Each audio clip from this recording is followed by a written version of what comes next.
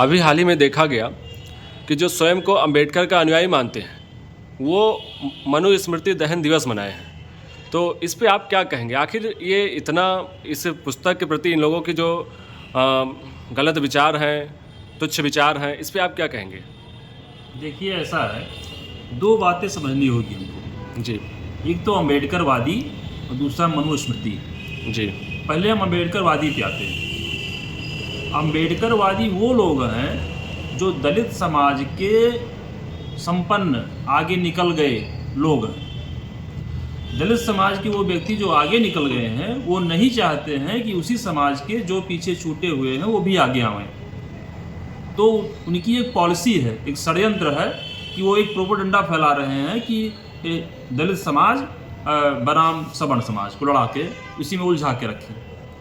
मेरा प्रश्न सीधे सीधे उस दलित समाज के अम्बेडकरवादियों से है कि आपने कभी भी अपने ही समाज के वो छूटे हुए लोगों के लिए, उनको आगे बढ़ाने के लिए कोई प्रयास किया? क्या प्रयास किया? कभी आपने समय, श्रम, पैसा दिया उनको, या सिर्फ खाली षड्यंत्र के तहत फंसा के उलझा के उनके विकास के लिए बाधक बनना चाहते हैं? मतलब जातियों में बांटकर सत्ता की मलाई काट रहे हैं। जातियों में बांटकर ही नहीं, जातियों में ही अपनी जातियों को पीछे छोड़कर वो सत्ता की मलाई काटना चाहते हैं और काट भी रहे हैं। मेरा जो प्रश्न है अम्बेडकरवादियों से, उसमें आप कहीं भी कोई वो उत्तर नहीं दे पाएंगे। उन्होंने क्या किया अपने छूटे हुए अपने समाज के लिए? कभी कुछ किया? दूसरी चीज, अब आइए मनुस्मृति पे।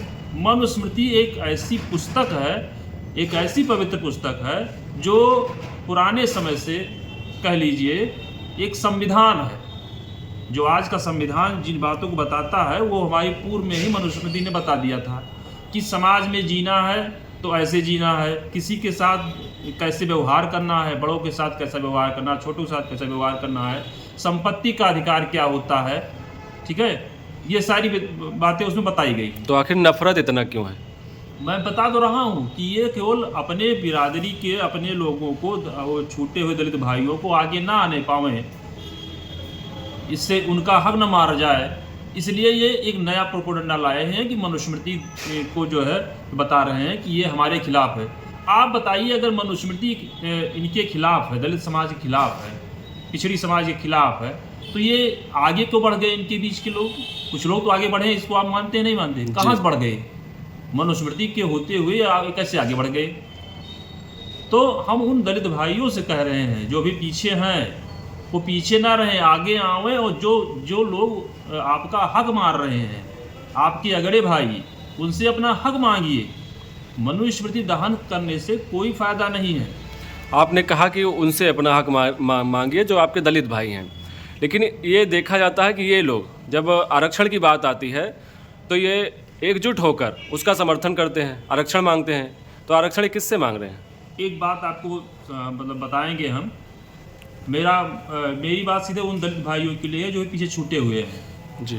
जब हमें सेवा के अवसर दो हैं, मान लीजिए फॉर एग्जाम्पल सेवा के अवसर दो हैं और आवेदक मान लीजिए 10 हैं, तो 2 ही सिलेक्शन तो हो पाएगा, और 2 सिलेक्शन उन्हीं में से हो पाएगा जो हमारे आगे हैं, वो पढ़ाई लिखाई अच्छा किए हुए हैं।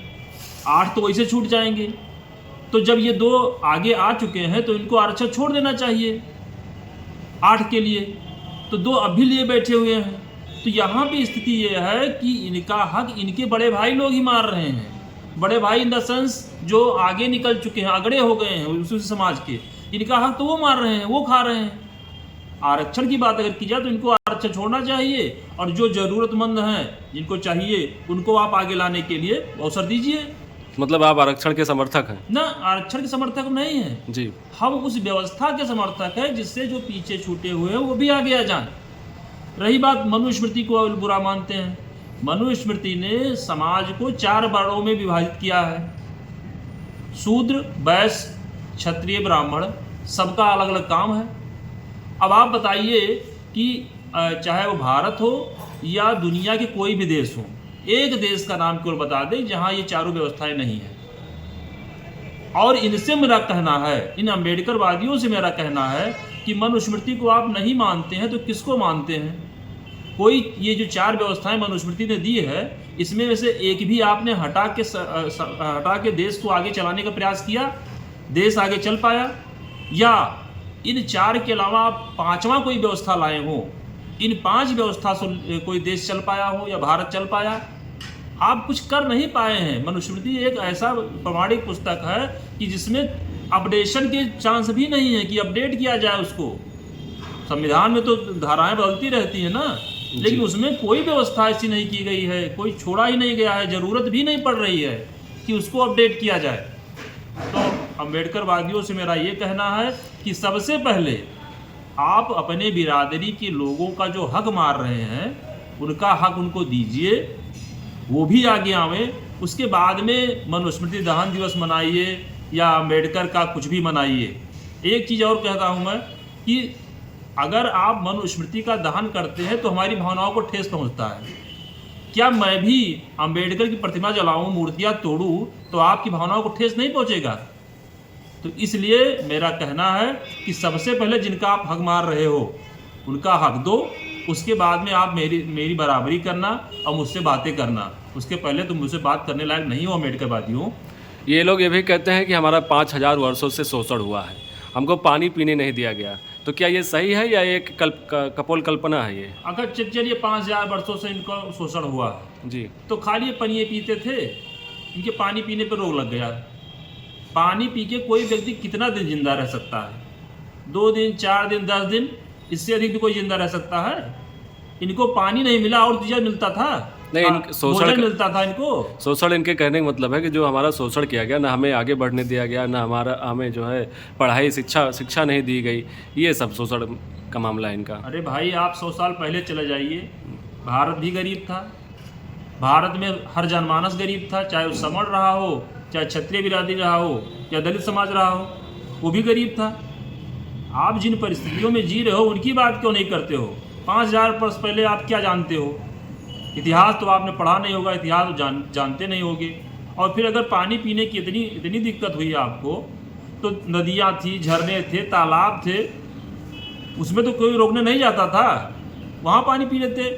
हमारे पूर्वज तो नदियाँ तालाब में पानी पिए हैं, उनको दिक्कत नहीं हुई है, वहाँ पानी पीते थे। तमाम सारी नदियाँ बह रही है, नदियों का देश है, पानी की कोई दिक्कत थोड़ा थी। और फिर एक बात और आती है, अभी बीच में चर्चा चल रही थी कि कुआं तो ठाकुर का था, रोकते थे ब्राह्मण, पानी नहीं पीने देते थे।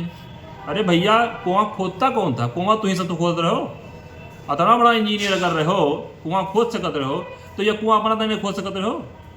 4-4 किलोमीटर में कुआं अपना खोद देते हो। हाँ, लेकिन जमीन भी तो ठाकुर का था।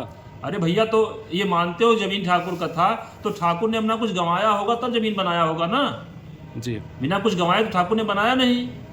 क्या वहाँ भगवान के यहाँ से लेके तो पैदा नहीं हुए थे ठाकुर? उन्होंने यहाँ के तमाम ऐसे आक्रमणकारी थे, तमाम विदेशी आक्रांता थे, जिनसे लड़े, जिनसे मतलब परिवार उनका तहस नहस हो गया, लड़के मरे मिटे हैं, तब वहाँ पे ठाकुर की जमीन बनी होगी ना। ब्राह्मण ने भी अपना सब कुछ सर्वस्व न्यौछावर किया है। जमीन पे सोता था ब्राह्मण, रूखी सूखी पाता था, खाता था, लेकिन उद्देश्य ये था कि देश को आगे ले जाना है, चाहे जैसे ले जाना पड़े। कम खाएंगे, कम सोएंगे, लेकिन अच्छा काम करेंगे।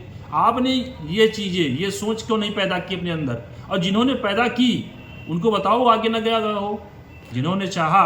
लास्ट में एक प्रश्न और जी, ये सब जो घटनाक्रम अभी हाल ही में हुआ है मनुस्मृति को लेकर, इसमें आप सरकार से क्या अपील करना चाहते हैं? आप सरकार से क्या कहना चाहते हैं? सरकार से मैं यही कहूँगा कि जितना आप अंबेडकर की प्रतिमा को सुरक्षित करने के लिए प्रयास करते हैं और कानूनी रूप से जो है उसकी रखवाली करते हैं, उतना या उससे आगे भी चल के मनुस्मृति की प्रतियों को जलाने वालों पे कार्रवाई कीजिए और एक संदेश जाए समाज में, देश में, कि मनुस्मृति एक पवित्र ग्रंथ है जो हमें जीने के लिए एक संविधान के रूप में है। इसको आप कोई नुकसान न पहुंचाइए।